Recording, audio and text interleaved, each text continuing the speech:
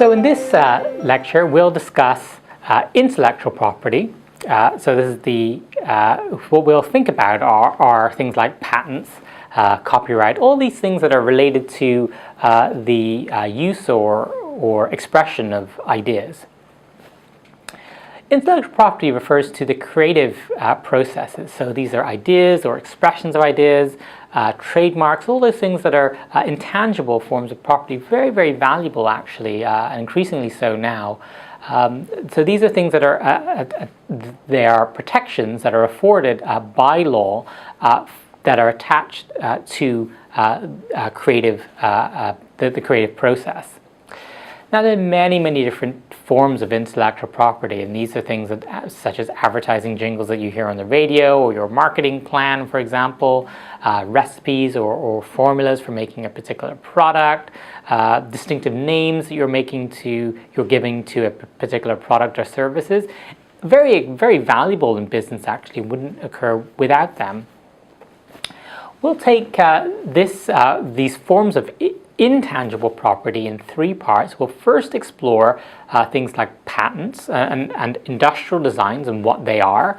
We'll next look at trademark, and in the third part we will explore copyright. Now, patents are protections for inventions, and they're essential for all types of business such as pharmaceuticals, electronics, chemical manufacturing processes. A patent is essentially a monopoly. It's a monopoly to make, use, or sell an invention. Now, the Patent Act formally defines an invention as any new and useful art, process, machine, manufacture, or composition of matter, or any new and useful improvement of any art, process, machine, manufacture, or composition of matter. It's a very wordy definition, but it has to apply to many different things, and that's why we have such a long definition about what a patent in fact is. Now, it's important to appreciate there are things that are not patentable as well. And this is very interesting for us to actually appreciate, because what the law grants individuals to have a monopoly over is very significant, because the law creates industries. It can also destroy industries as well. So there are certain things that are not subject to patent law that you might think might be otherwise subject to patent law, such as software programming. Software programming is in fact covered by the law of copyright. It's a different area of law which we'll get to. It's not governed by a patent law as such. You cannot patent something that's a scientific principle. Part of the reason for that is we want science to be widely disseminated in society, and we don't grant patents to make use of scientific principles. So you wouldn't be able to patent a particular algebraic formula, for example. There are certain things that, for policy reasons, you don't want patentable either. So, for example, you won't be able to patent certain methods of surgical treatment because you want these widely disseminated in society. Obtaining a patent is very significant because it's a time-based system. So the timing of your application is a first-to-file system. So the patent application will be drafted by a specialized lawyer known as a patent agent who can assist in the preparation of the patent application, and you have to apply for the patent at the patent office. Now, the patent examiner will look at your invention, look at your application, and look for three things. They have to determine whether or not your invention or your proposed invention is new, useful, and non-obvious or unobvious. It's by new, it doesn't necessarily mean groundbreaking, but it just means not publicly disclosed. Now, this can actually be a problem if, for example, you're promoting the product at a university conference, for example. It has to be useful in the sense that it actually has to work, so it has to actually solve a very practical problem. And it also has to be non-obvious. By that, there must be some step of ingenuity involved to somebody who's specialized in that field. So somebody who is specialized in that particular field can say, okay, well actually this is something that is an incremental, or this is an improvement on what we've had prior to this point, or is an improvement upon the prior art as it is known. Now, obtaining a patent comes in two parts. When you file your patent application, you will make a specific specifications. You'll tell the patent examiner exactly how the product is in fact made. Now, the reason you're doing this is you're giving notice to all other companies that you in fact own this patent. So you have to describe it. You have to describe it for them.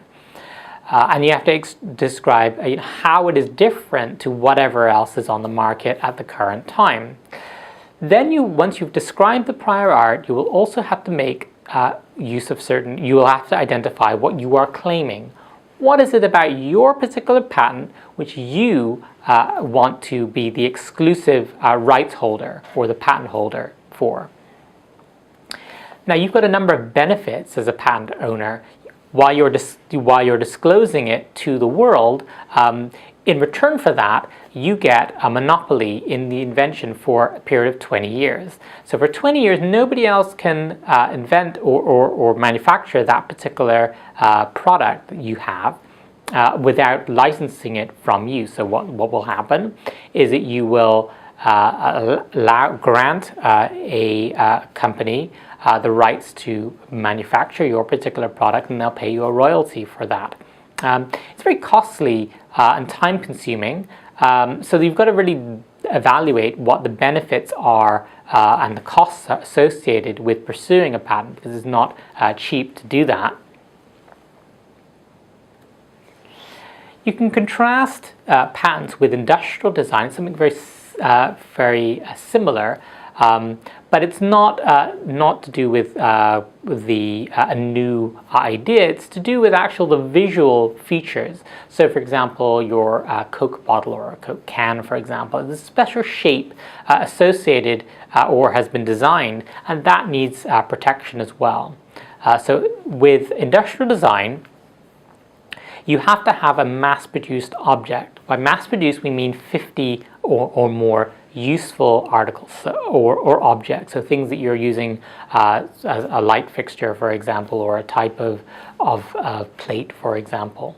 It has to be original and novel, so you've got to describe that with photographs and design specifications, and disclosure of the design to others is a bar to registration, unless you file within a year. Unless you file within a year that you are claiming this industrial design. Trademarks are a similar form, or are also a form of intellectual property. And trademarks are words or symbols or designs or combination of these that are used to distinguish the source or origin of a particular good. Now, you don't have to mark your goods as being trademarked, but that allows you, if you have marked your good, it affects your damage award. So if you have trademarked and put TM, for example, on your product, you can claim monetary damages if your trademark has been infringed. If it's unmarked, your remedy will be an injunction. You can prevent somebody else from using that trademark. Now, a trademark is a word or slogan. So the Nike "Just Do It," for example, with the swoosh, is a trademark is trademark protected.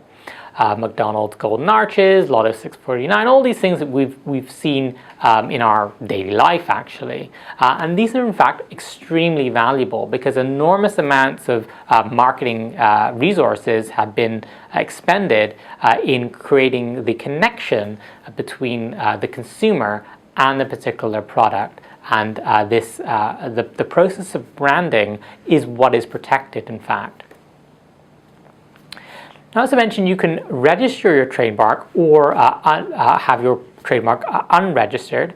At common law, your trademark comes into existence simply by making use of it. you can deal with infringement through the tort of passing off. So if you have, if you go back to your lectures on passing off, you'll think about whether or not there has been the get up of your particular product has been copied in some material way, resulting in losses for the owner. You can register your trademark, but you can't register something that is already trademark protected. And you can't use an official or prohibited mark as well. You're not able to use, for example, Industry Canada's Maple Leaf, for example. That's an official mark, for example, for the Canadian government. Your ownership of trademark comes from the use of the trademark. So if you don't use your trademark, it becomes diluted, as it's known. And as a result of this, you no longer it has very little value to you. You can no longer protect it. You need to make it known in Canada, and it must be distinctive. So the trademark registrar will look to whether or not this mark is capable of becoming distinctive in the marketplace, and whether or not it reflects or characterizes the goods associated with the product that you are producing. As a trademark owner, you're the person who can make or make use or are entitled to make use of that trademark, and you have exclusive right to use that trademark in association with the particular products being sold. Trademarks are typically protected for a period of 15 years, and they can be renewed for a 15-year on 15-year terms, assuming that the trademark fees are being paid and you continue to use that trademark. You can protect your trademark in a number of ways by indicating that it is in fact a trademark. So OR is used for registered trademarks and TM for unregistered trademarks. You will observe this in all sorts of products that you are using in your daily life. So with that, we'll end this session, and we'll take copyright in the next session.